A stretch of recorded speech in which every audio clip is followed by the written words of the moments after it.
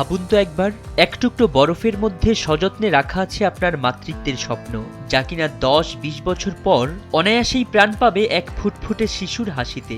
শুনতে science fiction মুভির মতো মনে হলেও এটাই আজ গ্ল্যামার দুনিয়ার সবচেয়ে বড় সত্য। ক্যারিয়ারের মধ্য গগনে যখন জরায়ুর বায়োলজিক্যাল ক্লক বা জৈবিক ঘড়ি টিকটিক করে মনে করিয়ে দেয় বয়স বেড়ে যাচ্ছে, ঠিক তখনই সময়ের চোখে ধুলো দিচ্ছেন হলিউড বলিউডের নায়িকারা। প্রশ্ন জাগতে পারে, কারা থামিয়ে দিলেন সময়কে? এই তালিকায় সবচেয়ে সাহসী নাম বলিউড থেকে হলিউড কাঁপানো প্রিয়াঙ্কা চোপড়া।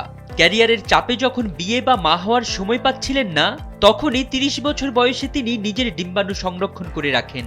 বলিউডের আরও এক শক্তিশালী অভিনেত্রী মোনা সিং 34 বছর বয়সে ডিম্বাণু ফ্রিজ করেছিলেন এবং 39 বছর বয়সে বিয়ের পর সেই সিদ্ধান্তকে জীবনের সেরা সিদ্ধান্ত বলে অভিহিত করেছেন। হলিউডের জেনিফার অ্যানিস্টন থেকে শুরু করে রিটায়ার্ড টেনিস কিংবদন্তি সেরেনা উইলিয়ামস, মাতৃত্বের অধিকারকে স্রেফ বয়সের ফ্রেমে আটকে রাখতে চাননি তারা।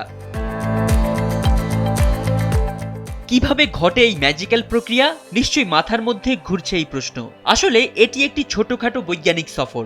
চিকিৎসকরা হরমোন ইনজেকশনের মাধ্যমে অভিনেত্রীদের শরীরে ডিম্বাশয়কে উদ্দীপ্ত করেন, যাতে অনেকগুলো পরিপক্ক ডিম্বাণু তৈরি হয়। এরপর একটি ছোট অস্ত্রোপচারের মাধ্যমে সেই ডিম্বাণুগুলো বের করে আনা হয় এবং -196 ডিগ্রি সেলসিয়াস তাপমাত্রায় তরল নাইট্রোজেনে ডুবিয়ে রাখা হয়। বছরের পর বছর সেখানে সংরক্ষিত থাকার পরও ডিম্বাণুর গুণগত মান একদম তরুণ বয়সের মতোই সতেজ থাকে। যখনই তারা মা হওয়ার সিদ্ধান্ত নেন, সেই ডিম্বাণুকে স্পার্মের সাথে নিষিক্ত করে পুনরায় জরায়ুতে স্থাপন করা হয়।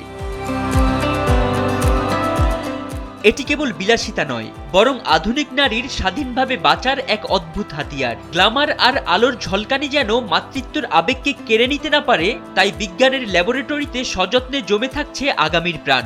তবে মনে রাখতে হবে, সফলতার গল্প থাকলেও এই পথ যেমন ব্যয়বহুল, তেমনি এর সাথে জড়িয়ে থাকে অনেক শারীরিক ও মানসিক চ্যালেঞ্জ। ফরিদ উদ্দিন মোহাম্মদ, সময়ের আলো।